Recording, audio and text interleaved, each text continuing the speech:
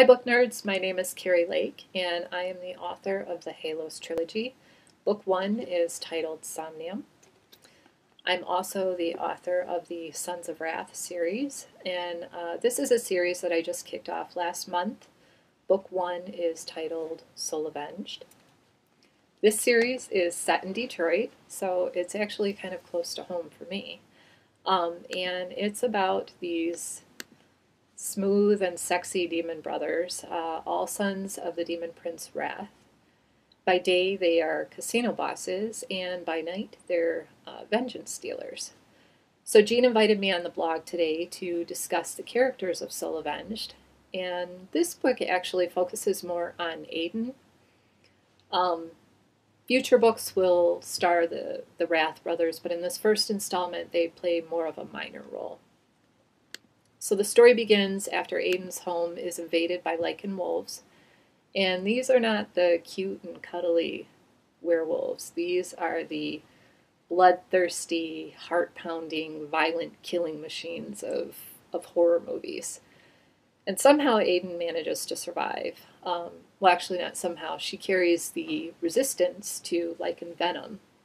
And so she survives the attack, and she's actually rescued by the Alexei soldiers, led by Jackson Wade, who is a mad biochemist, which was actually kind of a fun character for me.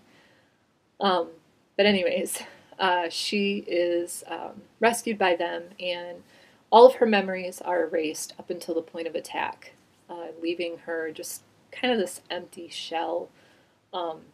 All she remembers are the final moments of the attack. So she seeks out the Sons of Wrath to help her locate and destroy the lichens throughout the city of Detroit. And her hope is to find the lichen that attacked her. For her character, I tried to imagine what it would feel like to have such a traumatic thing happen and to carry around that one single memory all the time.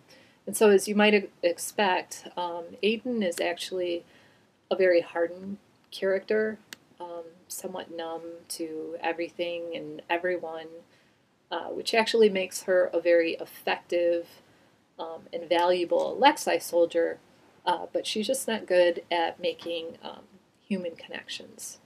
Enter Kane Walker. Originally, I had no idea who to pair a personality like Aiden with.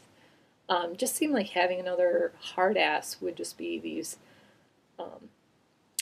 forces clashing. Kane's just this regular human guy going about his business.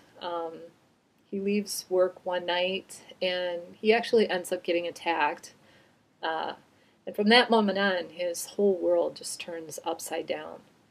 And Aiden stumbles upon him after he's attacked and he's going through his transition to a full lichen. She plans to kill him, just like every other lichen, but one touch and suddenly her world is turned upside down. Somehow Kane transfers memories to her, and she suddenly, doesn't know what to do with them, doesn't know where they came from, but she's curious. And for her, unfortunately, knowing more means feeling more.